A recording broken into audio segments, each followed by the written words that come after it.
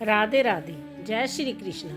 प्यारे दोस्तों, धार्मिक कथाएं चैनल में आपका हार्दिक स्वागत है। दोस्तों, आज मैं अपनी वीडियो में आपके लिए लेकर आई हूँ अमावस्या व्रत कथा। दोस्तों, यदि आपने YouTube चैनल धार्मिक कथाएं लाइक और सब्सक्राइब नहीं किया तो ज़रूर करें। बेल आइकन दबाना ना भूलें जो आने वाली सभी वीडियोज की जानकारी आपको सबसे पहले हो सके। दोस्तों, वीडियो को पूरी सुनने के बाद कमेंट बॉक्स में राधे राधे जरूर लिखें। सनातन धर्म में अमावस्या का विशेष महत्व है। इस दिन पवित्र नदी में स्नान करना चाहिए, साथ ही इस दिन दान भी करना चाहिए। अमावस्या के दिन भगवान शिव और माता पार्वती की उपासना करनी चाहिए। इस दिन पीपल के वृक्ष की उपासना करनी चाहिए। धार्मिक मान्यताओं के अनुसार पीपल के वृक्ष में देवी देवताओं का वास होता है, इसलिए इस दिन पीपल के पेड़ में जल अर्पित करने से सभी मनोकामनाएं पूरी होती हैं। दोस्तों, अब मैं आपको अमावस्या की पूजन विधि बतलाने जा रही हूँ। अमावस्या के दिन पूजा करने के लिए सबसे पहले ब्रह्मा मुहूर्त में उठकर सभी कामों में निवृत्त होकर स्नान कर ले। घर में सुबह उठकर गंगा जल डालकर नहाए, फिर पितरों की तृप्ति के लिए पिंडदान, तर्पण आदि कराए। दोस्तों, पीपल के पेड़ में कच्ची लस्सी काले तिल डालकर जरूर चढ़ाए। पीपल के नीचे कच्ची लस्सी और काले तिल चढ़ाने से पितरों को शांति मिलती है। दोस्तों, इस दिन पितरों का पिंडदान और तर्पण करना शुभ माना जाता है। गरीबों और जरूरतमंदों को दान दिया जा सकता है। इस दिन पीपल के पेड़ पर जल, अक्षत और संदूर जरूर चढ़ाना चाहिए। पीपल के पेड़ पर दिया जलाना भी शुभ माना जाता है। दोस्तों, पितरों की तस्वीर के सामने दीपक जलाए। ऐसा करने पर पितरों की नाराजगी दूर हो जाती है। अमावस्या के दिन ब्राह्मणों को दान अवश्य करें। इस दिन कुत्ते, कौए और गायें और चींटियों को भी कुछ न कुछ जरूर खिलाएं। दोस्तों, पितर देवता को खुश करने के लिए आप गीता का पाठ अवश्य सुनें, जिससे पितरों की शांति हो सकती है।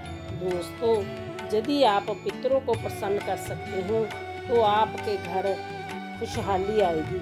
आपके बच्चों की नौकरी या कारोबार में कोई रुकावट नहीं आएगी। घर में शांति बनी रहेगी। इसलिए पितरों को खुश करना जरूरी है। यदि पितर खुश होंगे तभी देवी देवता भी खुश होंगे। इसलिए पितरों की शांति से ही घर में प्रगति होती है। दोस्तों, अब मैं आपको अमावस्या तिथि की कथा श्रवण कराने जा रही हूँ।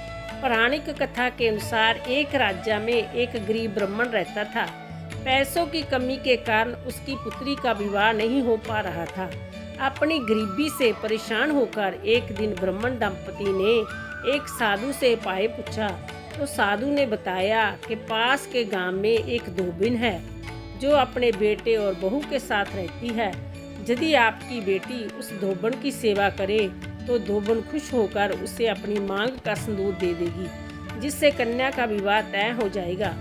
जय सुनकर कन्या धोबन के घर जाकर सारा काम करने लगी और इसका पता धोबन व उसकी बहू को नहीं चल पाया।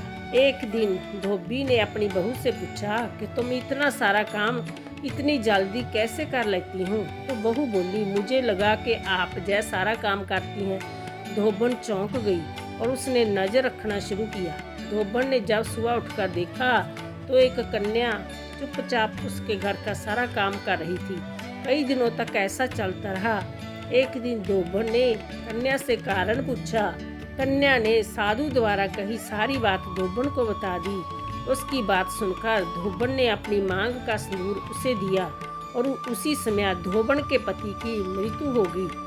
उससे दुखी होकर कन्या घर से निकल पड़ी और एक पीपल के पेड़ के पास पहुंचकर 108 ईंटों के टुकड़े लिए और उन टुकड़ों को 108 बार परिक्रमा करके एक एक बार फेंकने लगी।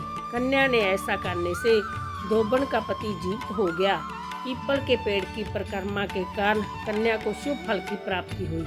दोस्तों, इस प्रकार पीपल के पेड़ की पूजा जरूर करनी चाहिए। इस दिन पीपल के पेड़ को कच्चा धागा जरूर बांधना चाहिए और परिक्रमा करनी चाहिए। ऐसा करने से सुहागनवती स्त्रियों का सौभाग्य अटल रहता है।